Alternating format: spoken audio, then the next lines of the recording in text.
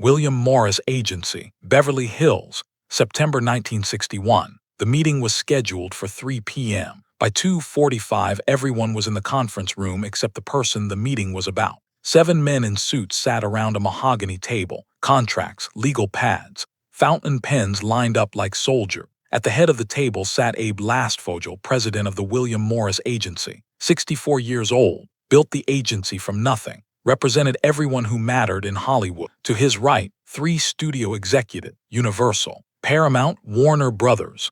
They'd flown in that morning specifically for this meeting. To his left, 2 lawyers, entertainment contracts, rights negotiation. They'd spent the last 6 weeks drafting the document that sat in the center of the table. At the far end, Norman Bracco, agent. He'd been with William Morris for 15 years.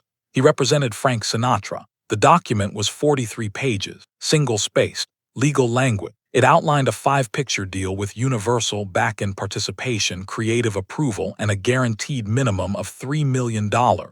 It was the biggest contract in Hollywood history. All it needed was one signature. Lastfogel checked his watch. Norman, where is he? Bracco shifted in his seat. He said he'd be here. That's not an answer. He's coming. One of the studio executives, gray hair, expensive watch, leaned forward. Mr. Lastfogel, we've been very patient. We've accommodated every request, every chain, every demand. But we have a board meeting tomorrow morning and they're expecting confirmation. I understand. Do you? Because from where I'm sitting, it looks like Frank Sinatra is treating a $3 million contract like a casual lunch appointment. Lastfogel's jaw tightened. He'll be here. When? Soon. The executive leaned back, crossed his arms, didn't say anything else. The room went quiet, just the sound of expensive leather chairs creaking, someone tapping a pen against a notepad. At 3:07, the door opened. Frank Sinatra walked in. He was wearing a dark suit, no tie, white shirt open at the collar. He looked tired. His eyes were slightly red. He hadn't shaved. Sorry I'm late, he said. His voice was flat. Nobody responded. Sinatra walked to the empty chair at the table, sat down, looked at the contract in the center. That it? He asked. Lastfogel nodded. That's it. Sinatra picked it up, flipped through the pages, stopped on page 7, read for 30 seconds, flipped to page 12, read some more. The room waited. After 2 minutes, Sinatra set the contract down. I'm not signing it, he said. The room went very still. Lastfogel blinked. What? I'm not signing it. The studio executive who'd spoken earlier leaned forward slowly. Mr. Sinatra, this is a $3 million deal. We've spent 6 weeks negotiating every detail. Your agent approved every clause. What exactly is the problem? Sinatra didn't look at him. He looked at Lastfogel. I changed my mind. Lastfogel's face had gone pale. Frank, can we talk in private? No, I'm not signing it. That's all there is to say. One of the lawyers cleared his throat. Mr. Sinatra, if there's a specific clause you're unhappy with, we can discuss modification. It's not about the clauses. Then what is it about? Sinatra was quiet for a moment. Then he picked up the contract again, held it up. This is 43 pages, he said. You know what that means? That means 43 pages of ways you can screw me. 43 pages of legal language that sounds good until I'm 3 pictures in, and you realize there's a loophole that lets you cut my backend or delay my payment or force me into a project I don't want to do. The lawyer shook his head. Mr. Sinatra, I assure you this contract is ironclad. We've protected your interests in every. You've protected your interests, Sinatra interrupted. That's what contracts do. They protect the people with lawyers. And I've got lawyers. Good ones. But I'm not interested in spending the next 5 years fighting over interpretations of clauses I didn't understand when I signed them. The Paramount executive spoke up. He was younger than the others.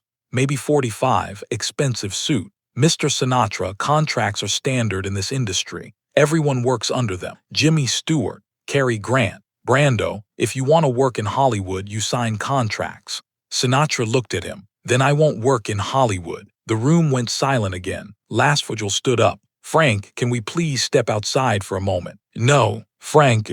I said no. Sinatra's voice hadn't gotten louder, but something underneath had shifted. I came here to tell you I'm not signing. I'm not signing this contract. I'm not signing any contract. I'm done with studios. I'm done with deals. I'm done with people who think they own me because they're willing to pay me. The Warner Brothers executive, who hadn't spoken yet, set down his pen carefully. Mr. Sinatra, no one thinks they own you. Yes, you do. That's exactly what you think. You think because you're offering $3 million I should be grateful. I should shut up and sign and do whatever you tell me to do for the next 5 years. But I'm not grateful. I'm just tired. Tired of what? Of this. Sinatra gestured at the table, at the contracts, at the men in suits. Of sitting in rooms with people who see me as an investment, as a product, as something they can package and sell. I'm tired of being negotiated over like I'm a piece of property. Bracco, Sinatra's agent, spoke for the first time. Frank, I understand you're frustrated, but this is how the business works. This is how we protect you. I don't need protection from the studio, Sinatra said quietly. I need protection from people who think signing my name to 43 pages of legal bullshit is in my best interest. It is in your best interest, Bracco said. His voice was careful, measured. This deal gives you creative control, back-end participation, approval over directors, co-stars, scripts. On paper, Sinatra interrupted. It gives me those things on paper, but we both know how this works. I sign the contract. I start the first picture. Then there's a problem. The script isn't ready. The director gets replaced. The co-star drops out. And suddenly the studio is asking me to compromise, to be flexible, to remember that we're all partners in this. And before I know it, I'm making movies I don't want to make under terms I don't agree with because I signed a contract that said I had control but really meant I had the illusion of control. The Universal executive, the first one who'd spoken, stood up. His face was red. Mr. Sinatra, this is insulting. We've negotiated in good faith. We've given you everything you asked for. And now you're sitting here telling us that our word means nothing. Your word means exactly what's written in that contract, Sinatra said, which is 43 pages of ways to reinterpret what your word means when it's convenient for you. That's not fair. Fair? Sinatra looked at him. You want to talk about fair? Let me tell you what's fair. I've made studios millions of dollars, tens of millions. I've sold tickets. I've filled theaters. I've saved movies that would have flopped without me. And every time I've done it on your terms, your schedules, your budgets, your creative decision. And you know what I got in return? A paycheck. And a contract that says you own me for the next project. He stood up, picked up the contract, held it out to the Universal executive. You want me to sign this, make it one page, one clause. Frank Sinatra makes 5 pictures for Universal. Frank Sinatra gets paid $3 million. Frank Sinatra has final creative approval. That's it.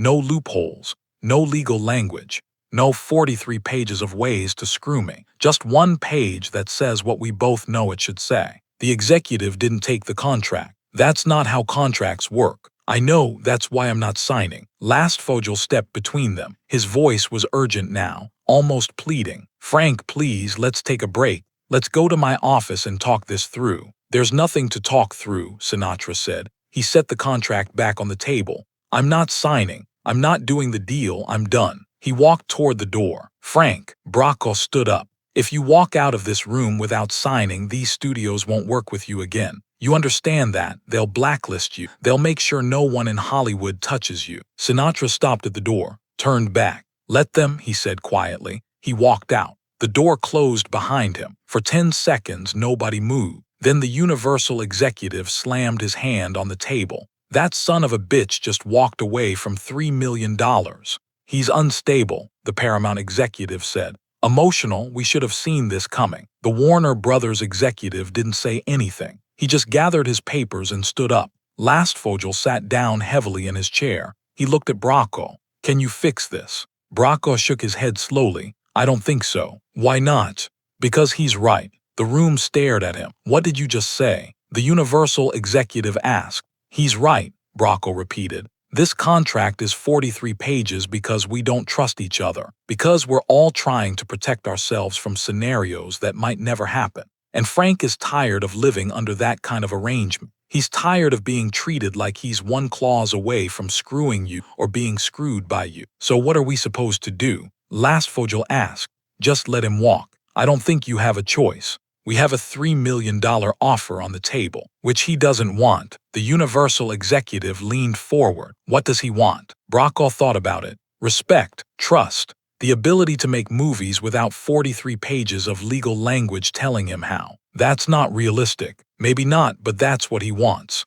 The Paramount executive stood. picked up his copy of the contract. Then he can want it somewhere else. We're done here. He walked out. The other executives followed. Within 2 minutes, the room was empty except for Lastfogel and Bracco. Lastfogel looked at the contract on the table. That was the biggest deal in Hollywood history. I know. And he just walked away from it. I know. Do you understand what this means? For his career, for his reputation. Bracco was quiet for a moment. Then, I think he understands it better than we do. What's that supposed to mean? It means he knows that signing that contract would have made him rich, but it also would have made him own, and he's decided he'd rather be free than rich.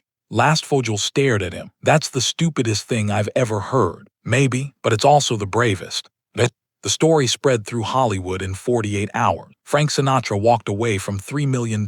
Frank Sinatra refused to sign the biggest contract in history. Frank Sinatra told 3 studios to go to hell. Some people said he was crazy. Some said he was arrogant. Some said he just ended his film career. But within a week, something strange started happening. Directors started calling, not through studios, directly. Small production company, independent financiers, people who'd been shut out of the studio system because they didn't want to sign 43-page contracts either. They wanted to work with Frank Sinatra because Frank Sinatra had just proven something that everyone in Hollywood had suspected, but nobody had the guts to say out loud. The studios didn't own the talent. The talent owned themselves. And if you were talented enough, if you were valuable enough, you didn't need 43 pages of legal protection. You just needed to be willing to walk away. 2 months later, Sinatra made a movie. Independent production, director he respected, script he believed in, contract 2 pages, payment, percentage of profits, creative control absolute. The movie was a moderate success, not a blockbuster, but profitable. More importantly, it was his. Years later, someone asked Norman Bracco about that meeting. Do you think he made the right decision? They asked.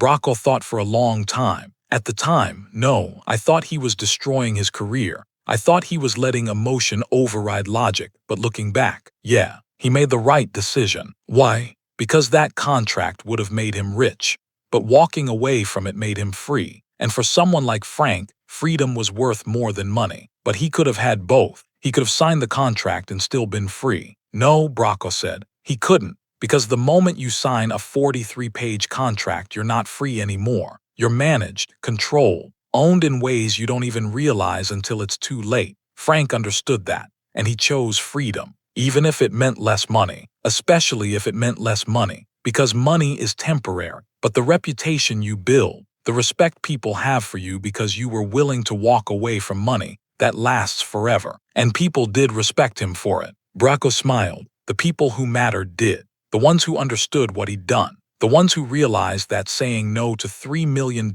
takes more courage than saying yes. And the studios hated him for it, blacklisted him for about 6 months. But then they realized something. Frank Sinatra didn't need them. He could make movies without them. And if he could do it, other people could too. So they had 2 choices, adapt or become irrelevant. And they adapted, eventually, but it took a long time. And in the meantime, Frank proved that you don't need a 43-page contract to make great art. You just need the courage to trust yourself more than you trust lawyers. When you walk into a room with 7 men in suits and a $3 million contract sitting on the table, and you tell them you're not signing, not because the terms are bad, but because the very existence of 43 pages of legal language means you don't trust each other. Are you protecting your integrity, or are you sabotaging your career because you'd rather be right than rich? And when studios blacklist you for 6 months but you keep making movies anyway, and eventually those studios come back and negotiate on your terms, did you win? Or did you just prove that power isn't about who has the most money, it's about who's willing to walk away from it? Because there's a difference between being difficult and being principled. And there's a difference between saying no because you want more and saying no because you understand that something, freedom, autonomy, self-respect, can't be written into a contract. They can only be protected by refusing to sign one. And on that afternoon in Beverly Hills, in a conference room full of the most powerful men in Hollywood, Frank Sinatra chose himself over $3 million, not because he didn't understand the cost, but because he understood something those 7 men didn't. That the moment you let someone else define your value in 43 pages of legal language, you've already lost, even if you get paid.